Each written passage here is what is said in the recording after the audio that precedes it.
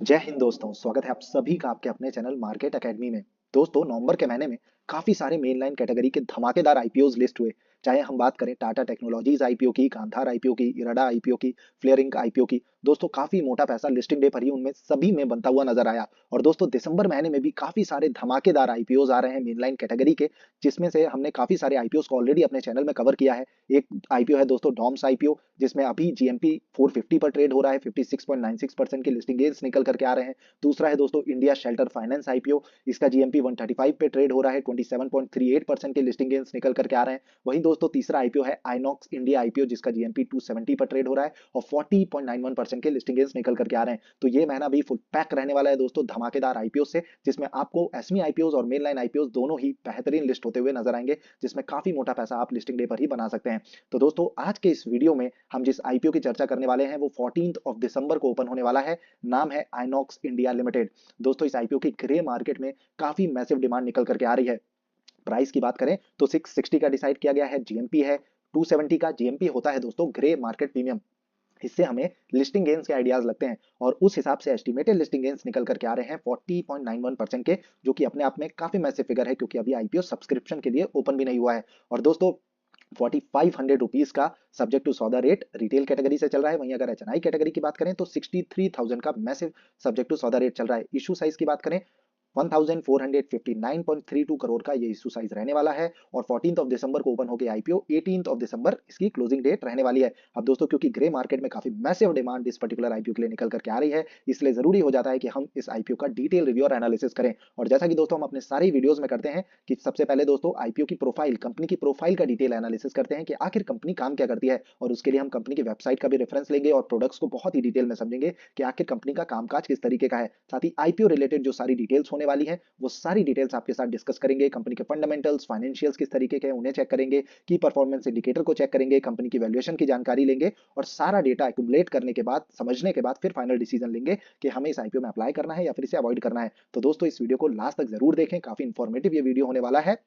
और दोस्तों, channel market academy को जरूर सब्सक्राइब कर लें, ताकि आपको जो लेटेस्ट आईपीओ आते रहते हैं उन सभी आईपीओ के डिटेल रिव्यू और एनालिसिस की जो नोटिफिकेशन है वो समय से मिलते रहे। आप देखेंगे कि हमारे चैनल में हम सारे ही आईपीओ का डिटेल रिव्यू और एनालिसिस कुछ इसी तरीके से करते हैं। तो आप चैनल को सब्सक्राइब करके बेल आइकन को क्लिक करके ऑल के नोटिफिकेशन को जरूर टैप कर लें। साथ ही वीडियो इन्फॉर्मेटिव लगता है तो प्लीज लाइक जरूर करें, अपने दोस्तों के साथ शेयर जरूर करें। चलिए दोस्तों, वीडियो में आगे बढ़ते हैं और सबसे पहले समझते हैं कंपनी प्रोफाइल को कि आखिर ये कंपनी काम क्या करती है। So friend, this company is incorporated in 1976। काफी पुरानी ये कंपनी है। And INOX India limited manufactures and supplies cryogenic equipments. अब ये क्रायोजेनिक इक्विपमेंट्स में क्या क्या है, तो इसे कंपनी ने तीन अलग अलग डिविजन्स में डिवाइड किया हुआ है। पहला है दोस्तों इंडस्ट्रियल गैस, सेकंड है एलएनजी जो कि है liquefied natural gas, and third है दोस्तों कायरो साइंटिफिक। तो सबसे पहला जो है इंडस्ट्रियल गैस, इसमें आता है the division designs, this division designs, produce and install cryogenic tanks and system for storage, transportation and distribution of industrial gases including green hydrogen, oxygen. And second LNG जो है, this division designs, manufactures and supplies and install both standard and engineered equipments for LNG storage, distribution and transportation as well as small scale LNG infrastructure solutions that are suitable for industrial and marine and automotive applications. तो mainly दोस्तों, जो industrial gas होती है उनको store करने के लिए जो टैंक्स वगैरह की रिक्वायरमेंट रहती है अलग अलग सेक्टर्स में, अलग अलग इंडस्ट्रीज में, वैसे ही जो लिक्विफाइड जो नेचुरल गैस होती है उनको स्टोर और सप्लाई वगैरह करने के लिए जिस तरीके के टैंक्स की रिक्वायरमेंट होती है, उनकी मैन्युफैक्चरिंग व सेलिंग का कंपनी काम करती है, जो कि क्रायोजेनिक टैंक्स होते हैं। साथ ही अगर बात करें क्रायोजेनिक साइंटिफिक की, this department provide equipment and turnkey solutions for scientific and industrial research involving cryogenic distribution with focus on technology intensive applications. चलिए दोस्तों, कंपनी की वेबसाइट का रेफरेंस लेते हैं तो और भी डिटेल में समझ आएगा कि आखिर कंपनी काम क्या करती है। सो ये लीडिंग ग्लोबल मैन्युफैक्चरर है, इंटीग्रेटेड सॉल्यूशन प्रोवाइडर है काफी सारी चीजों में, जिसमें ये क्रायोजेनिक जो टैंक्स वगैरह हैं उनकी मैन्युफैक्चरिंग का काम करती है। बिजनेस वर्टिकल की अगर हम बात करें तो जैसा कि हमने देखा, कंपनी ने अपनी जो सेगमेंट्स हैं उनको डिवाइड किया है तीन पर्टिकुलर इंडस्ट्रीज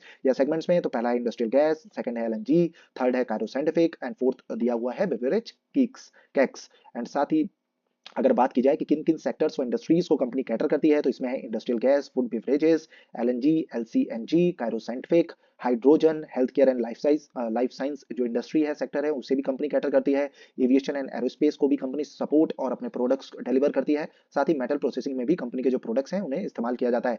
कंपनी का जो रीच वगैरह है वो हम आगे चल करके और भी डिटेल में समझेंगे। बाकी कंपनी का कामकाज काफी अच्छा निकल करके आ रहा है अभी तक। And the product folio includes standard cryogenic tanks and equipment, beverage cakes, bespoke technology, equipment and solutions, as well as large turnkey projects which are used in diverse industries such as industrial gas, liquefied natural gas, green hydrogen, steel, medical and healthcare, chemical and fertilizers, aviation and aerospace, pharmaceuticals and construction।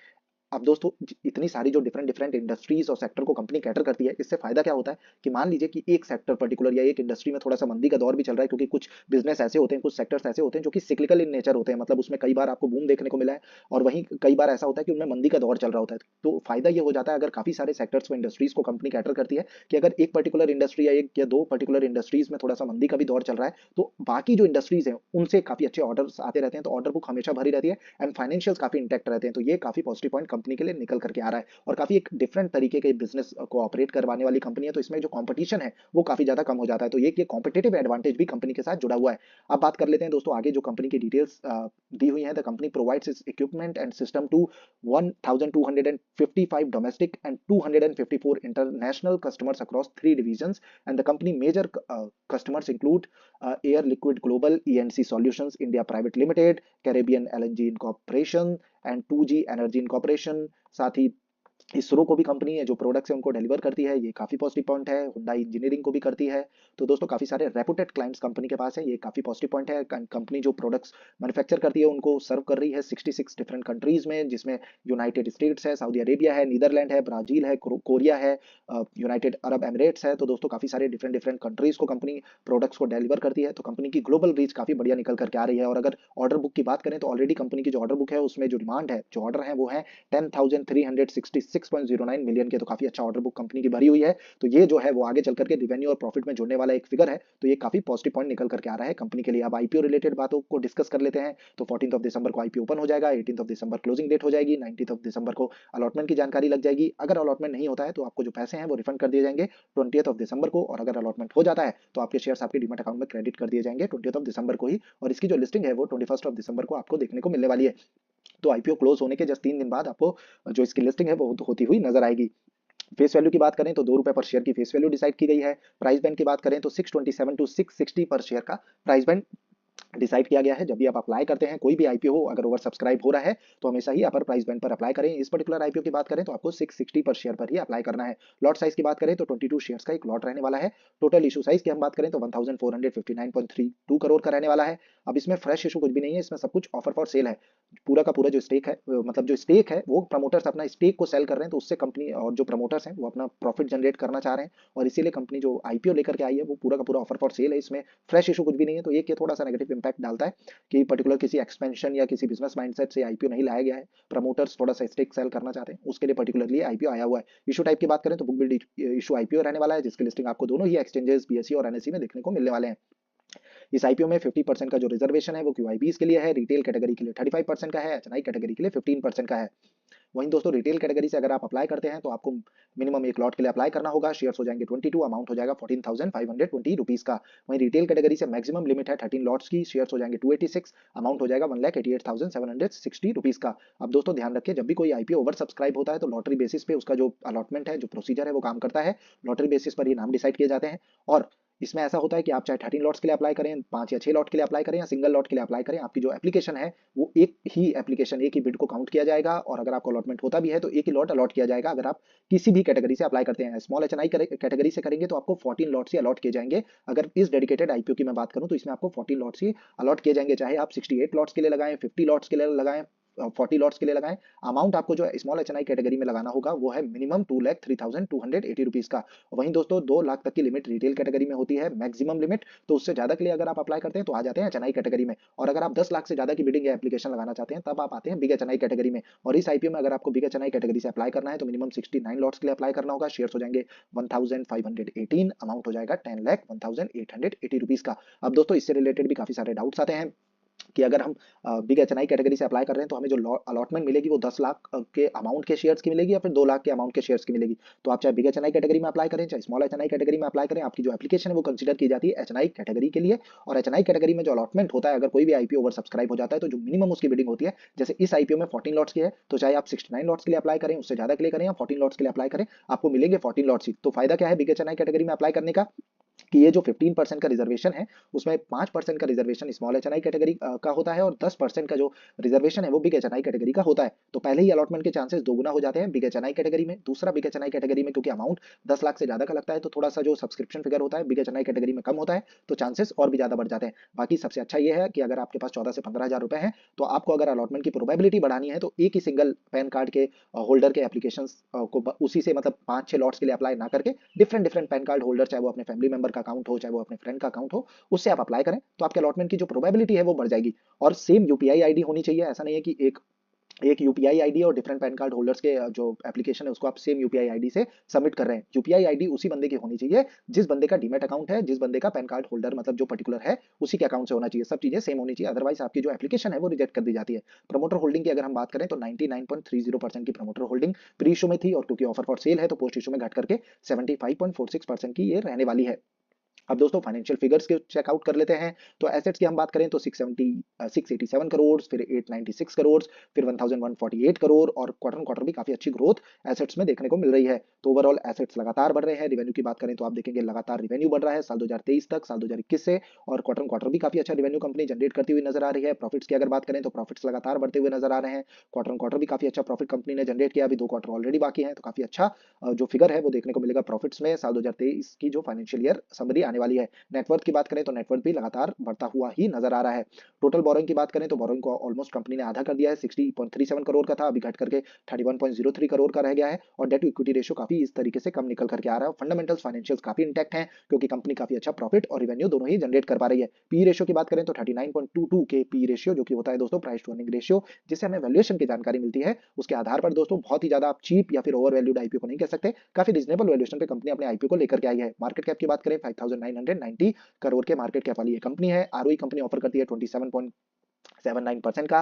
Return on capital employed है 36.53% का जो कि काफी बढ़िया है। Earning per share 16.83 है। Return on net worth 27.79% का निकल करके आ रहा है। अब दोस्तों क्योंकि ऑफर फॉर सेल है कंपनी का आईपीओ, तो इसीलिए जो ऑब्जेक्टिव्स हैं वो मेनली यही है कि प्रमोटर्स अपनी जो इक्विटी है जो कि काफी ज्यादा है उसको सेल आउट करना चाह रहे हैं आईपीओ ला करके, और उससे जो प्रॉफिट है वो प्रमोटर्स अपने खाते में लिखवा करके ले जाना चाहते हैं। पर अच्छी चीज क्या है कि काफी अच्छी रीजनेबल वैल्यूएशन पे निकल करके आ रहा है। फंडामेंटल्स फाइनेंशियल्स काफी इंटैक्ट हैं। ग्रे मार्केट में डिमांड काफी अच्छी निकल करके आ रही है और इस हिसाब से एस्टिमेटेड लिस्टिंग गेन्स 40.91% की लिस्टिंग शो कर रहे हैं जो कि अपने आप में काफी मैसिव फिगर है। पर जो फाइनल डिसीजन है वो हम लेंगे 18 दिसंबर को on the basis of subscription figure, क्योंकि दोस्तों इस बीच काफी सारे आईपीओ आ रहे हैं। एक धमाकेदार आईपीओ डॉम्स आईपीओ भी है, साथ ही एक और आईपीओ है इंडिया शेल्टर फाइनेंस आईपीओ, और उसके बाद एक और बेहतरीन आईपीओ आने वाला है मेनलाइन कैटेगरी का जिसमें अभी से दिखा रहा है कि वो पैसा दोगुना कर देगा लिस्टिंग डे पर ही। नाम है मोतीसन ज्वेलर्स आईपीओ। इस पे डेडिकेटेड वीडियो जस्ट इस वीडियो के बाद हम पोस्ट कर देंगे तो उसे भी आप जरूर चेकआउट करिएगा। तो दोस्तों डिमांड तो इसमें भी काफी अच्छी निकल करके आ रही है, पैसा इसमें भी काफी अच्छा बनेगा, पर फाइनल डिसीजन हम लेंगे 18 दिसंबर को on the basis of subscription figure,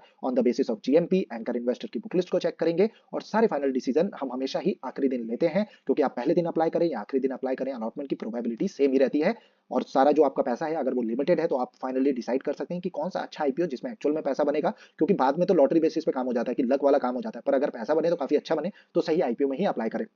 और इसके लिए आप ट्रैक पर जरूर रखें आइनॉक्स इंडिया को। हम अपने कम्युनिटी पोस्ट के माध्यम से आपको हमारा जो अपडेट है वो आपको दिलवा देंगे कि भैया हम किस तरीके से इस आईपीओ में अप्लाई कर रहे हैं या फिर इसे अवॉइड कर रहे हैं। अभी जो पहली नजर है उस हिसाब से आईपीओ काफी अच्छा निकल करके आ रहा है जिसमें एक्चुअल में पैसा काफी अच्छा बनेगा। पर जब भी आप आईपीओ में अप्लाई करते हैं तो खुद के उन रिसर्च भी करें, खुद के कन्विक्शन पे करें और अपने फाइनेंशियल एडवाइजर की सलाह लेना बिल्कुल भी ना भूलें। दोस्तों हमारे चैनल में आपको सारी ही आईपीओ के डिटेल रिव्यू और एनालिसिस के वीडियो मिल जाएंगे। चैनल को जरूर सब्सक्राइब कर लें, वीडियो इन्फॉर्मेटिव लगा हो, सारी जानकारी मिल गई हो तो वीडियो को भी लाइक जरूर करें। अब चलिए सारे आईपीओ के जीएमपी को चेक कर लेते हैं। तो मोतीसन ज्वेलर्स की बात करें 60 का जीएमपी है, 109.09% के लिस्टिंग गेन्स निकल करके आ रहे हैं। सियाराम रिसाइकलिंग की बात करें एसमी कैटेगरी का आईपीओ है, 28 का जीएमपी चल रहा है, 60.87% के लिस्टिंग गेन्स इसमें भी निकल करके आ रहे हैं। श्री OSFM की बात करें तो इसमें अभी कोई भी डिमांड निकल करके नहीं आ रही है, तो अभी की बात की जाए तो इस आईपीओ को आप अवॉइड कर सकते हैं। बेंचमार्क कंप्यूटर्स की बात करें 22 का जीएमपी निकल करके आ रहा है। ये एक एसमी कैटेगरी का आईपीओ है। एसमी आईपीओ मेनलाइन आईपीओ से काफी अलग होते हैं। इस पे डेडिकेटेड वीडियो हमने ऑलरेडी बनाया, आप आई बटन पे क्लिक कर इस वीडियो को देख सकते हैं कि एसमी आईपीओ आखिर में क्या होते हैं, कैसे अप्लाई करना है, कैसे उसे सेल कर सकते हैं। इस आईपीओ की बात करें 33.33% के लिस्टिंग गेन्स निकल करके आ रहे हैं। इंडिया शेल्टर की बात करें 135 का जीएमपी है, 27.38% के लिस्टिंग गेन्स निकल करके आ रहे हैं। डॉम्स आईपीओ की बात करें 450 का जीएमपी है, 56.96% के लिस्टिंग गेन्स निकल करके आ रहे हैं। और अभी जो आईपीओ मार्केट में ओपन है एक है एसजे लॉजिस्टिक्स जो कि आज ही के दिन ओपन हुआ है 12 दिसंबर को, 125 का जीएमपी है, 100% के लिस्टिंग गेंस निकल करके आ रहे हैं, धमाकेदार एसमी कैटेगरी का आईपीओ है, इस पे आप जरूर सब्सक्रिप्शन डाल सकते हैं। प्रेस्टोनिक इंजीनियरिंग की बात करें 38 का जीएमपी है, 52.78% के लिस्टिंग गेंस निकल करके आ रहे हैं, कल के दिन इसकी क्लोजिंग डेट रहने वाली है। सारे आईपीओ पे डेडिकेटेड वीडियो ऑलरेडी हमने अपने चैनल पे डाला है, डिस्क्रिप्शन बॉक्स में दी गई लिंक के थ्रू आप उसे चेकआउट कर सकते हैं या फिर चैनल विजिट करके भी आप उन वीडियोस को देख सकते हैं। सबसे धमाकेदार आईपीओ दोस्तों अभी इस समय की अगर बात करें, दिसंबर महीने की बात करें, एसमी कैटेगरी का आईपीओ है, एसेंट माइक्रोसेल का 202 का जीएमपी है, 144.29% के लिस्टिंग गेंस इसमें दिखते हुए और निकलते हुए नजर आ रहे हैं। सब्जेक्ट टू सौदा रेट भी आप देख सकते हैं कितना मैसिव है, 1,53,500 रुपीज का इस आईपीओ की आज ही क्लोजिंग डेट रहने वाली है। हमने कम्युनिटी पोस्ट में ऑलरेडी अपलोड किया है कि हम इस आईपीओ में अप्लाई कर रहे हैं, सब्सक्रिप्शन फिगर और बाकी सारी जानकारी जो करंट जीएमपी है वो भी हम अपडेट करते रहते हैं अपने जो कम्युनिटी पोस्ट है, तो आप जरूर कम्युनिटी पोस्ट को भी चेकआउट करते करिए, उससे आप अपडेटेड रहेंगे जीएमपी से, साथ ही सब्सक्रिप्शन फिगर से। तो आप जरूर सब्सक्राइब कर ले चैनल को, अगर इन्फॉर्मेटिव लगा हो वीडियो तो प्लीज लाइक जरूर करें, हमें काफी ज्यादा मोटिवेशन मिलता है इससे। साथ ही अपने दोस्तों के साथ शेयर जरूर करें और बेल आइकन को क्लिक करके ऑल के नोटिफिकेशन को जरूर टैप कर लें। धन्यवाद दोस्तों, जय हिंद भारतम।